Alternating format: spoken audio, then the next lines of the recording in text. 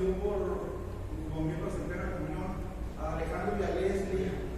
Alejandro y a Leslie yo los conocí cuando eran jovencitos, no sé si eran novios o ya se habían casado, pero Alejandro fue mi impresor cuando yo fui director del seminario.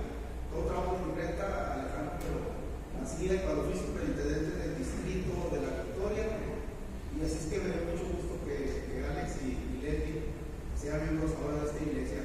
Trate lo bonito, más bonito para mí, por favor, ¿sí?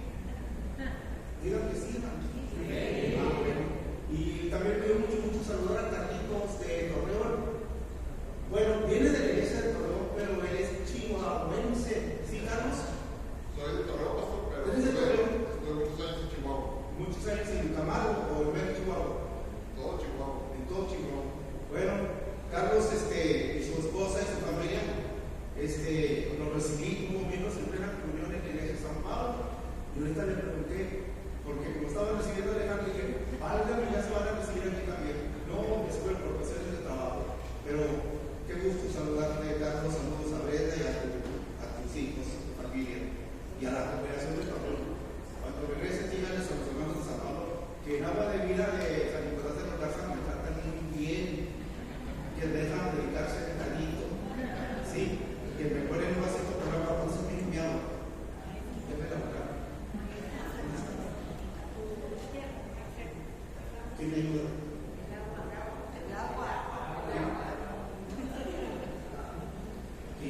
Es que tiene que estar aquí a mi derecha.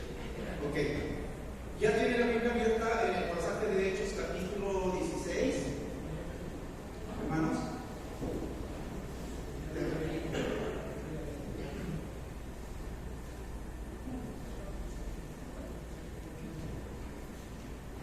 Vamos a meditar en la palabra de Dios. Déjenme recitar un texto para comenzar. Sean gratos los dichos de mi boca y la meditación de mi corazón delante de ti, oh Jehová, roca mía y redentor mío. Amén.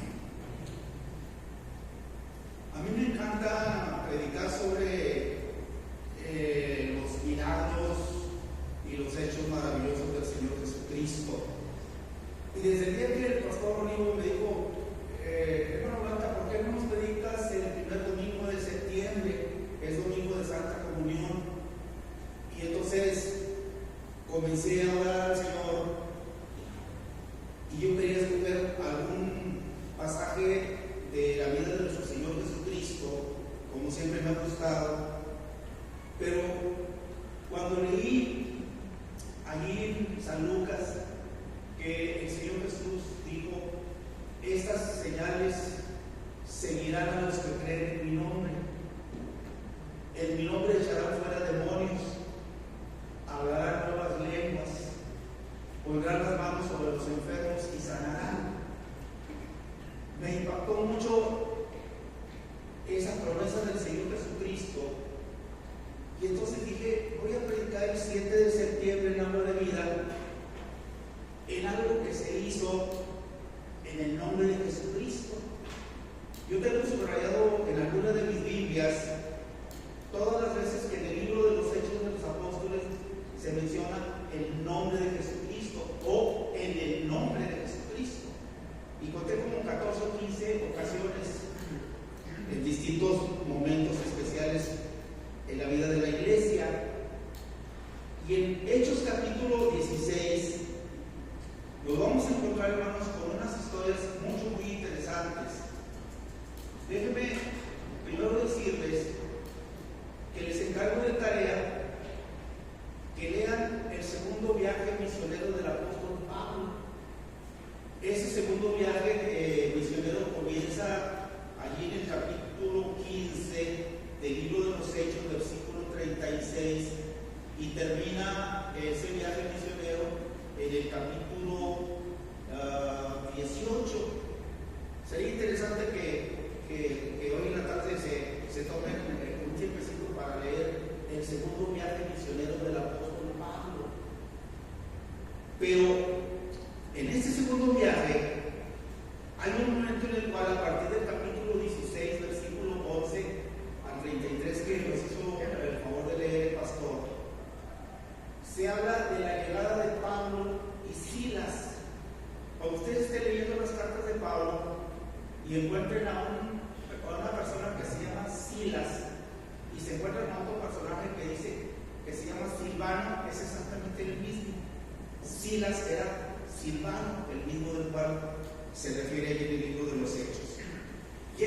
Pablo y Silvano o Silas a Filipos. La intención de Pablo y de Silas, después de que salieron de Antioquía de Siria al segundo viaje misionero, era recorrer otra vez Asia Menor y visitar las iglesias que habían establecido en el primer viaje misionero.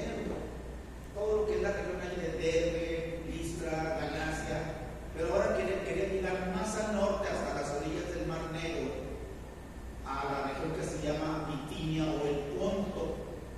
Pero dice el libro de los Hechos que el Espíritu Santo se los prohibió. Y luego Pablo tiene una visión de un varón macedonio que le dice: Pablo, pasa a Macedonia y ayúdanos. Y Pablo y Silas sienten que esta visión es parte de ese plan del Espíritu Santo, de que no fueran al Ponto y a Bitinia y que se dirigieran hacia Macedonia. Y esta es la razón por la cual Pablo y Silas llegan a Filipos. Déjenme usar unos breves minutos para hablar de Filipos. Filipos originalmente se llamaba Las Fuentes, por los ríos que riegan esa ciudad y esa región. Cuando Alejandro el Magno era el emperador de Grecia y había expandido sus dominios por todo el mundo conocido, le cambió el nombre a Filipos, le quitó el nombre de Las Fuentes y quiso honrar a su padre. El padre de Alejandro el Magno se llamaba Felipe, y entonces le puso a esa ciudad, Las Fuentes, Ciudad Felipe, que dicho de otra manera es Filipos. Cuando ustedes les pregunten a alguien: oiga, ¿y por qué Filipos? En honor de Felipe, el papá de Alejandro el Magno. ¿Quién se lo dijo? El hermano Barcas les dice. ¿Sí? Bien. Y si no, pues cualquier otro libro dice. Ahora bien, Filipos era una ciudad romana. ¿Por qué decimos esto? Porque la gente de esa ciudad no hablaba el griego, cuando que el griego era el idioma del mundo que había establecido, el imperio que había establecido Alejandro el Magno. Recordemos que Alejandro el Magno hizo tres cosas. A donde quiera que fue, llevó la religión griega, llevó la cultura griega y llevó el idioma griego. El mismo Señor Jesucristo predicaba en griego, hablaba en griego. Cuando el Señor Jesús fue crucificado, recuerdan que Pilato puso ahí un letrero que decía: este es Jesús, el Rey de los Judíos, en tres idiomas. En el hebreo, que era el idioma de la religión o de los religiosos judíos; en el griego, que era el idioma del pueblo; y en latín, que era el idioma de los romanos o del gobierno. De manera que en Filipos los hombres y las mujeres se vestían a la usanza de la gente que vivía en la ciudad de Roma y hablaban el latín. Por eso ellos se consideraban como una colonia eminentemente romana. Cuando Pablo y Silas llegan a Filipos, suceden tres cosas muy importantes que están contenidas en el capítulo 16, versículos 11 al 33, que fueron leídos, y que quiero que ustedes tengan aquí su Biblia abierta en ese pasaje. ¿Ya lo tienen? Bueno, al ratito les voy a decir dónde leer. Si ustedes son observadores, en esta visita de Pablo y Silas a Filipos suceden tres cosas. Primero, la conversión de una mujer llamada Lidia, originaria de una ciudad llamada Tiatira. Cuando ustedes y yo leemos el libro del Apocalipsis, vamos a encontrar que una de las 7 iglesias a donde fue enviada una carta, pues es a la iglesia de Tiatira. Esa mujer que se llamaba Lidia era una mujer muy rica. ¿Por qué dicen los historiadores que era una mujer rica? Porque ella vendía púrpura. Ahora, ¿qué es la púrpura? La púrpura es una tinta o un tinte extraído de un molusco, y esa tinta o esa pintura era precisamente para cambiarle de color a las telas, vestidos, faldas, blusas, rebozos, qué sé yo. Pero esa era un tinte muy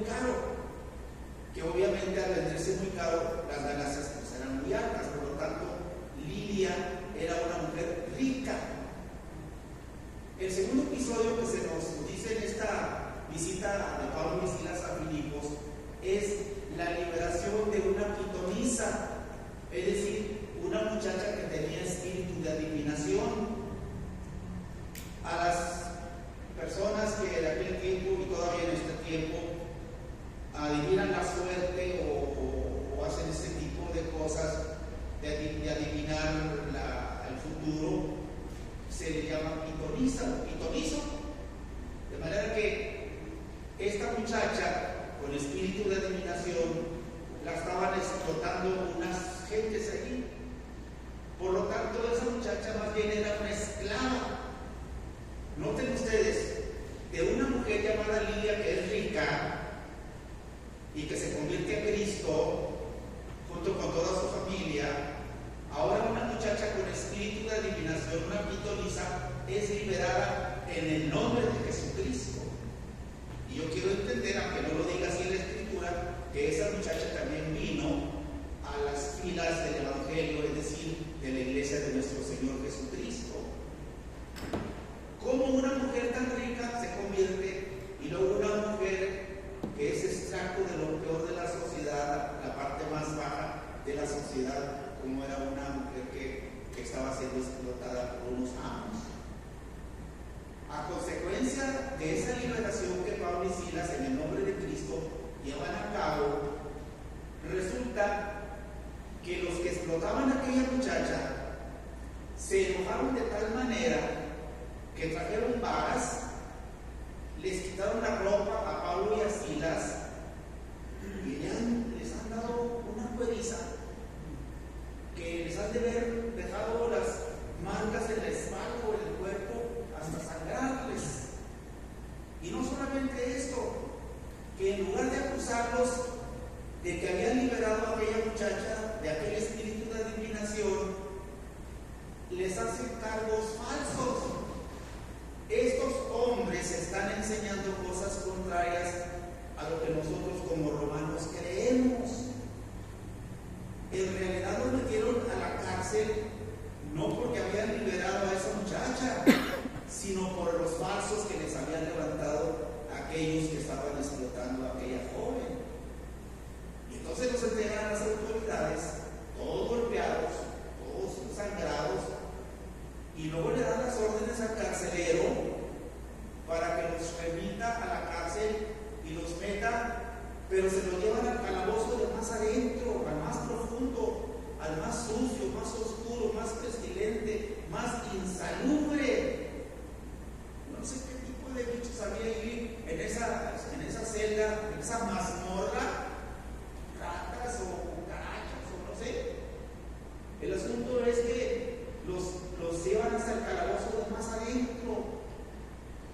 En estos días pasados, mi esposa y yo estábamos viendo la película Ben Hur, la primera, porque la segunda no me gustó, pero la primera tenía 11 premios de la Academia de Hollywood, de los Óscares. Y cuando van a buscar a la madre y a la hermana de Ben Hur, las escenas son por lo más dramáticas, van bajando escalones hasta que llegan a un calabozo profundo, una mazmorra. La puerta casi ni la pueden abrir y uno le pregunta al carcelero: oye, ¿todavía vivirán estas mujeres? Digo, yo creo que sí, porque la comida desaparece. Había una puertecita abajo y de ahí ponían el plato con comida y desaparecía. Quiere decir que las gentes que estaban allí encerradas todavía vivían. Cuando ya abre la celda y meten la antorcha encendida, pues se dan cuenta que la madre y la hermana de Ben Hur estaban leprosas. Siempre una película, ya porque se las platico. El asunto es este. Me impresionó el tipo de cárceles de aquel tiempo. Cuando los metieron al calabozo de más adentro, sucio, oscuro, antihigiénico, pestilente, los aseguraron en el cepo. A mí me gusta leer la Biblia o algún libro, y cuando hay alguna palabra, pues me gusta ir a buscar en algún lugar para que me digan qué es el cepo en este caso. Había distintas clases de cepo. Podía ser una cadena que estaba amarrada a la pared, alguna cosa de la pared, algún aro, y amarraban al preso. Pero un cepo podía ser una bola grande de metal, mucho más pesada que la persona que se encadenara allí. O bien podía ser una tabla con dos orificios en donde metían las piernas y las aseguraban como si fuese un candado.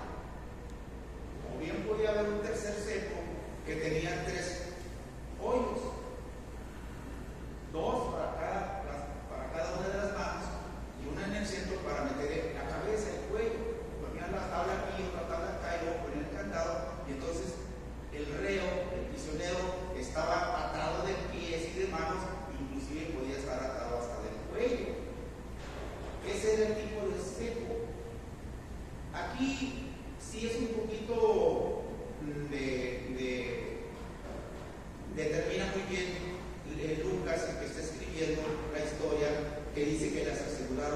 los pies en el cepo. Puede ser entonces esa tabla con dos orificios y en cada orificio sus piernas. Y ahí estaban amarrados, atados al cepo. Lo interesante de esa historia, de esa tercera historia, es que decíamos, Lidia es una mujer muy rica. La muchacha con el espíritu de adivinación que había sido liberada es una muchacha de un estrato social muy bajo. El carcelero, que también se convierte a Cristo, como vamos a ver en un instante, es prácticamente de la clase media. Ni es un hombre rico como Lidia, pero tampoco es un hombre pobre como la muchacha que estaban explotando.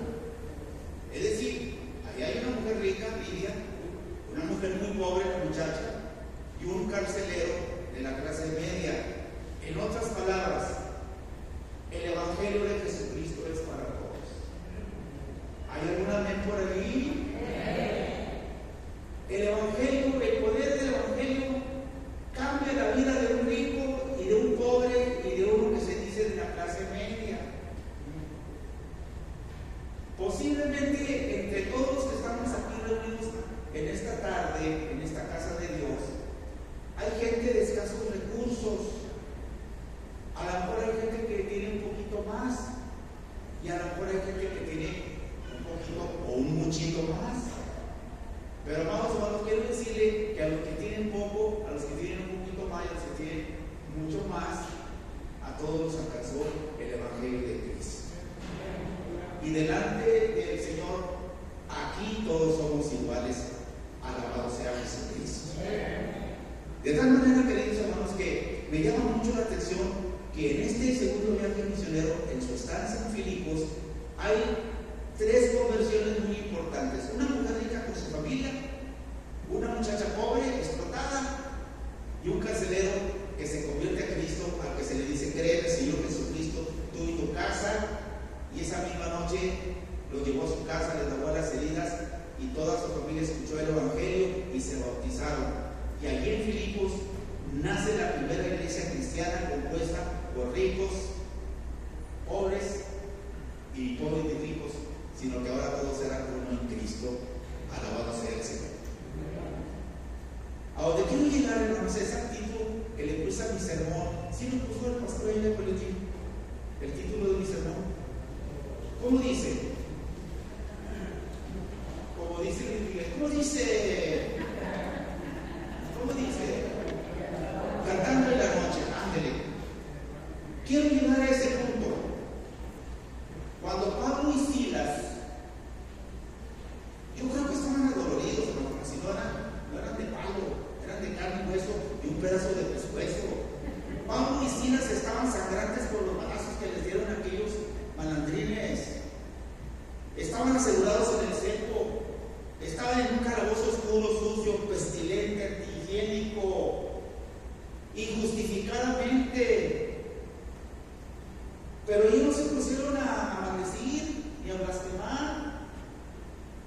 Déjenme contarles rápidamente, hermanos, que en mi primero y segundo año del seminario, allá en la Ciudad de México, el doctor Roberto Lara Núñez, pastor de la iglesia en la calle de Aztecas, en la Ciudad de México, ahí cerca de la Lagunilla, me invitó para ir con él cada sábado. Yo era acordeonista, bueno, sigo siendo, aunque ahora pues lo difícil no es tocarlo sino cargarlo, mi acordeón. Me llevaba porque yo era el que tocaba los himnos, allí en la sala de conferencias de Santa Marta, Catitla, en la Ciudad de México, rumbo a Puebla. Y en esos 2 años que acompañé al doctor Lara Núñez en el ministerio carcelario, me di cuenta de cómo los prisioneros que estaban allí, a los nosotros íbamos a la cárcel de varones, un poquito más allá, como a unas 10 cuadras de Santa Marta Catitla para varones, está Santa Marta Catitla para mujeres, en ese mismo rumbo.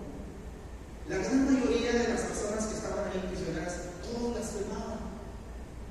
No decían otra cosa más que malas palabras, las palabras más feas, más horribles, las groserías más terribles. Los únicos que no decían malas palabras ni ofendían a nadie. Eran los prisioneros que habían recibido a Cristo como su único y suficiente Salvador y acudían a las conferencias de cada sábado donde yo tocaba el acordeón y el doctor Lara predicaba el Evangelio. Porque el Evangelio transforma, cambia las vidas de las gentes más sucias y más viles y más groseras, los hace santos de Dios. Alabado sea Jesucristo. Y yo me di cuenta cómo la gran mayoría de los que estaban allí, prisioneros, eran blasfemos, algunos de ellos asesinos, otros ladrones, otros fraudulentos. Los que estaban allí en la sala de conferencias, muchos de ellos también habían sido lo mismo, o peores que los que estaban afuera, pero estos ya habían sido cambiados por Jesucristo y ahora podían cantar alabanzas al Señor. Aquí la pregunta es: ¿quién le enseñó a Pablo y a Silas que a medianoche, en un calabozo profundo, sucio, pestilente, antihigiénico, cómo es que en lugar de blasfemar porque estaban allí prisioneros injustamente, quién les enseñó a cantar a medianoche? Oigan, hermanos, y estaban cantando a todo pulmón, porque dice la Biblia que los presos de más arriba, de los calabozos de más arriba, de las celdas de más arriba, los oían sus cantos, y nomás eran dos, y parecía una congregación como la de Agua de Vida, sin músicos, o mejor con músicos. Amados hermanos, déjenme compartirles un testimonio de mi familia, y quiero tomar fuerzas para ponerme de pie y compartirles este testimonio. En 1983, el obispo y su gabinete tomaron la determinación de nombrarme director del seminario Juan Wesley de Monterrey. Yo estaba pastoreando la iglesia en Divino Salvador de Nuevo Laredo. Ya todo estaba arreglado para que viniera otro pastor como director del seminario. Algo sucedió, que se cambiaron las cosas a última hora. El sábado por la mañana, todo el mundo sabía, un sábado de la conferencia era aquí en el Templo de Mesías de la Colonia Leones. Todo el mundo sabíamos muy bien quién iba a ser el nuevo director del seminario. A mí el obispo me había dicho que iba a permanecer por un año más en Nuevo Laredo, así que yo estaba feliz, porque falta mi hijo mayor, estaba en primero de preparatoria, y Julietita, mi hija, estaba en segundo de secundaria, y mi hija Julisa, que ya todos ustedes conocen bien, estaba en quinto de primaria. Entonces yo dije, necesito un año más en Nuevo Laredo para que Valquita termine la prepa, Julietita la secundaria y Julisita la primaria, y entonces que me cambien a donde sea, aunque sea agua de vida de acá de San Nicolás de los Garza. Oigan, hermanos, que van los nombramientos. Presbítero Baltasar González Carrillo, director del seminario Juan Wesley de Monterrey. Me sorprendí mucho. No le reclamé lo mismo porque a mí no me gusta reclamar, porque un día yo le dije al Señor, yo voy a ir donde tú quieras que yo vaya, y he ido donde quiera que el Señor me enviara. De manera que llegué aquí a Monterrey y le di gracias a Dios porque estaba un poquito más cerca de Torreón. Por esos años mi mamá comenzó a estar enferma, y en esos 5 años que fui director del seminario, 83 al 88, yo podía ir a Torreón periódicamente para ver a mi mamá, hablar con el doctor que la estaba atendiendo, platicar con mis hermanos sobre la salud de mi mamá. Pero mi mamá fue empeorando, y en 1987, todavía yo siendo director del seminario, que vine hasta el 88, sonó el teléfono y eran mis hermanos diciéndome, Alta, mamá está en coma.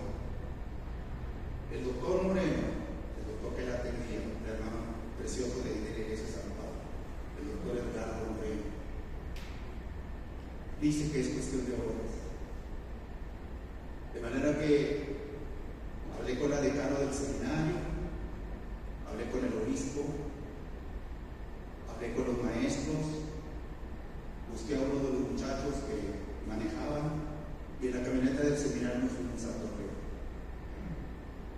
Cuando yo llegué a Torreón, me dicen mis hermanos y el doctor, sorprendentemente, mamá ha recobrado la conciencia, estaba en coma, ya no le contábamos, por eso le mandamos a hablar.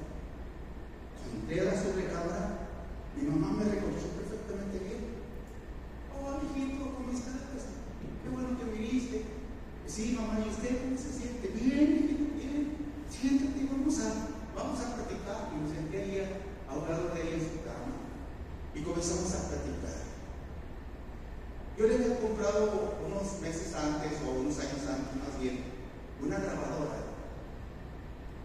y le compré toda la serie del Nuevo Testamento en cassette, cuando se usaban aquellos cassettes, los ponías en la grabadora. Y ella, que había perdido su vista a consecuencia de la enfermedad, aprendió a manejar la grabadora, sabía muy bien cómo poner el cassette, dónde estaba el play, etcétera, etcétera.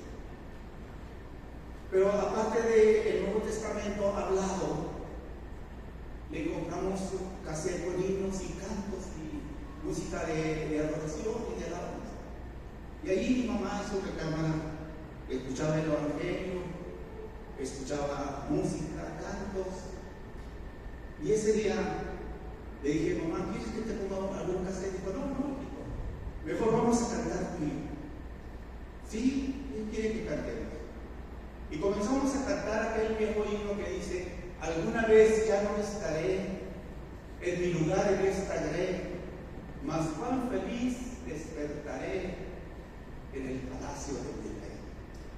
Yo le veré el dulce amor, iré a vivir con él aquí.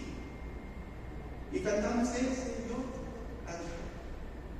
Y luego me arrodillé a un lado de su cama y oramos al Señor. Platiqué con el doctor y me dijo, Marta, esto es algo asombroso. ¿Cómo es que en un momento entró en coma y en un momento regresó? Pero esta crisis se va a volver a repetir. Pueden ser horas, pueden ser días. ¿Cómo andas de tiempo? Le dije, doctor, estamos en la época de exámenes en el seminario y estoy preparando la graduación de los estudiantes que terminan. Digo, regrésate a Monterrey y estate pendiente. Nos regresamos y exactamente 8 días después sonó el teléfono. Eran mis hermanos.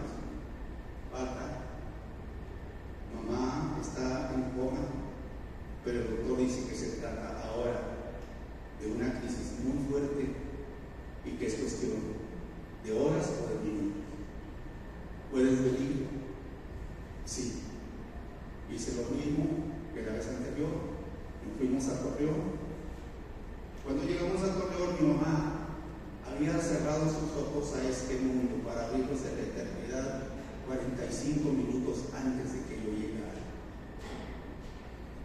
Preparamos el funeral, la llevamos al templo San Pablo, ahí en el vicario de Morelos, en el centro de la ciudad. No cabía una persona más en el templo, y vaya que el templo es amplio, inclusive con un mezanine allá atrás. Pero estaba la congregación de San Pablo, que amaba mucho a mi mamá y a nosotros también.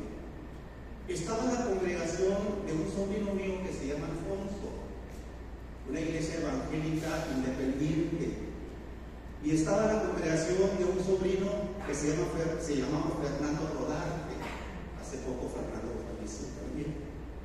Así es que había 3 congregaciones allí, más nuestros amigos y amigas que no eran de nuestra iglesia, algunos eran de la fe católica, pero que eran nuestros vecinos y nos acompañaban. El servicio se desarrolló en medio de alabanzas y de cantos de testimonios, de la predicación de un servidor, de mis hermanos y mis sobrinos.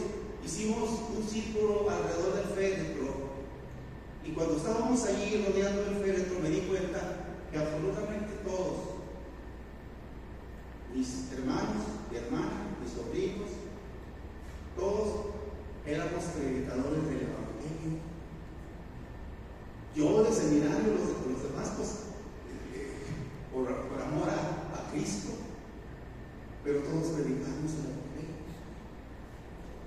Estábamos llorando, pero estábamos cantando. Cuando terminó el servicio, uno de los muchachos amigos míos de la infancia, de allá de la colonia donde nosotros vivimos un tiempo, hacía tiempo que la mamá de él había fallecido, y él vino y casi arrancándome la manga de mi saco me gritaba y me decía: basta, ¿por qué cantan? Mi mamá acaba de morir hace unos meses y tengo una tristeza tan grande, mi alma está desgarrada y ustedes cantan. Y luego me hizo una pregunta muy interesante: ¿quién les enseñó a cantar en momentos tan tristes? Yo no sé, voy, si me das permiso, de compartir muy rápidamente. El papá de Moisés, Arellano Ábalos, que se llamaba Ricardo Arellano Márquez, amigo mío desde la infancia, atendió una noche cuando teníamos cultos. Pues yo tenía el culto matutino y luego la escuela dominical y luego el culto de la adoración. En la tarde iba a predicar al Ejido del Águila y en la noche teníamos culto en el templo. Y esa noche le dije a Ricardo: ¿quieres dirigir el culto? Dijo: sí, pastor. De manera que él dirigió el culto, se puso de acuerdo con su hijo Moisés y ellos escogieron los cantos de alabanza. Cada domingo al terminar hacía yo un llamamiento al altar para hacer una oración que yo le llamaba oración de encomienda al Señor, para encomendarnos al Señor para una nueva semana de trabajo. Y pasaba la gente. Esa noche terminamos como siempre. Cuando estábamos saliendo del culto le di un abrazo a Ricardo y le dije: Ricardo, gracias. Gracias por este hermoso culto que has dirigido. Estuvo hermosa la alabanza. Oh, pues gracias a ti, pastor, que me invitaste. Le di un fuerte abrazo y se fue. En el curso de la semana, no recuerdo qué día, no, Ricardo se puso enfermo, vino una crisis y falleció. Se preparaban los funerales y Moisés se acerca y me dice: pastor, yo sé que usted es un pastor que guarda todas las tradiciones y la disciplina de la iglesia. Lo más seguro que usted está pensando poner los himnos que se cantan en los funerales: en presencia está de Cristo, con la facilista, etc. Digo: denme permiso de que usemos los mismos cantos de alabanza que mi papá dirigió el domingo pasado cuando usted lo invitó a dirigir el culto. Le dije: sí, ¿no? Así es que en el culto funeral de Ricardo Arellano Márquez se cantaron todas las alabanzas que el domingo anterior él había dirigido, acompañado en el piano por su hijo Moisés. Y mucha gente decía: ¿por qué no hubo los cantos tradicionales de los funerales? ¿Por qué cantan alabanza y están tan contentos? Inclusive están palmeando los himnos como si fuese una fiesta. ¿Quién le enseñó a la familia Arellano Márquez y Arellano Ábalos a cantar en la noche más oscura de su vida? ¿Quién le enseñó a los González Carrillo y a los González Ibarra a cantar en una noche tan terrible como perder a nuestra madre, la que nos trajo a este mundo, la que nos crió, la que estuvo al cuidado nuestro? ¿Quién nos enseñó a cantar en medio de la noche oscura? La respuesta está en San Mateo capítulo 26, versículo 30, que quiero que sean tan amables en leer. ¿Qué dice? San Mateo 26, 30. Léanlo, rece, por favor. Bien.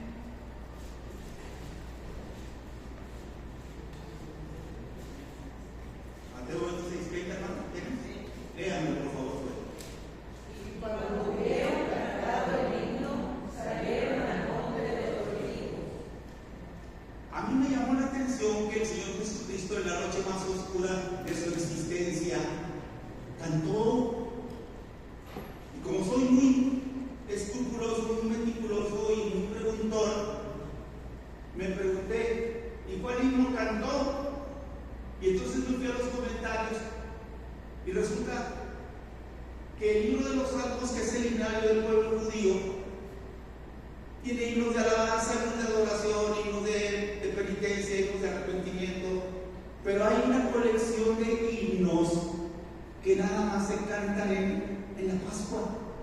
Así como en nuestros viejos himnarios había los himnos de alabanza, los himnos de adoración, los himnos de Semana Santa, los himnos de Navidad, los himnos del Día de la Madre, los himnos evangelísticos, etc. Resulta que el Salmo 113, para que lo tengan en cuenta, 114, 115, 116, 117 y 118 eran los himnos que el pueblo judío canta única y exclusivamente en la fiesta de la Pascua. De esos 6 cantos, de esos 6 himnos, 2 se cantaban antes de la cena y 4 se cantaban después de cenar.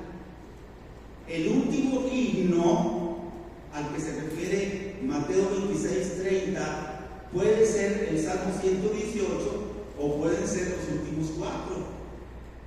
Pero si es el 118, quiero que alguien sea un poquito curioso y haga rápido su Biblia en el Salmo 118 y nos lea cuando menos unos 2 o 3 versículos del Salmo 118. ¿Qué dice? Alabad a Jehová porque Él es bueno, porque para siempre es su misericordia. Diga ahora a Israel que para siempre es su misericordia. Diga ahora a la casa de Aarón que para siempre es su misericordia. Digan ahora a los que temen a Jehová que para siempre es su misericordia. Gracias, Moy. Oigan, hermanos, quiero meterlos en esta experiencia. Yo fui un día a una iglesia pentecostal ahí en la ciudad de Torreón y el pastor estaba dirigiendo el canto del Salmo 118 y decía el pastor: alabad a Jehová porque es bueno, y toda la congregación cantaba porque para siempre es su misericordia. Y luego el pastor decía: diga la casa de Aarón, y la gente de la iglesia que llenaba el templo, un templo muy amplio ahí en Torreón, gritaban porque para siempre es su misericordia. Y entonces me quedé pensando, y si cuando terminó el Señor Jesús de instituir la Santa Cena, Él comenzó a decir: diga ahora la casa de Aarón, y todos los discípulos, los 11 que quedaban, uno ya se había ido a hacer lo que tenía que hacer, todos gritaban porque para siempre es su misericordia. Amados hermanos, ¿quién nos enseñó a cantar en medio de la noche oscura? Nuestro Señor Jesucristo. ¿Hay algún amén? El que nos enseñó a cantar es nuestro Señor Jesús.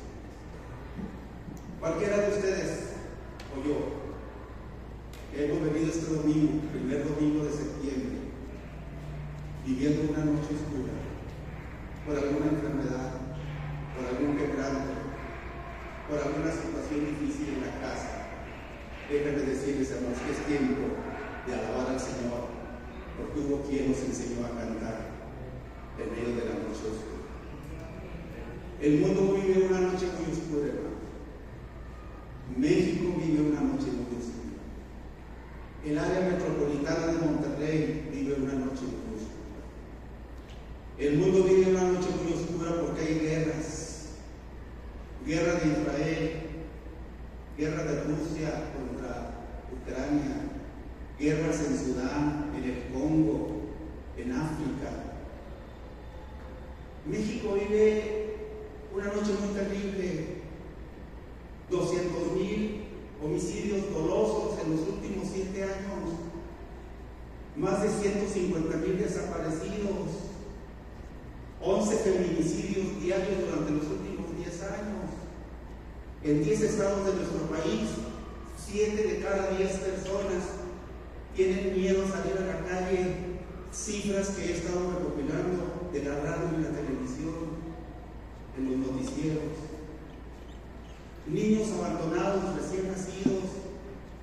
Apenas en los últimos 10, 15 días en la Ciudad de México, 3 bebés abandonados recién nacidos.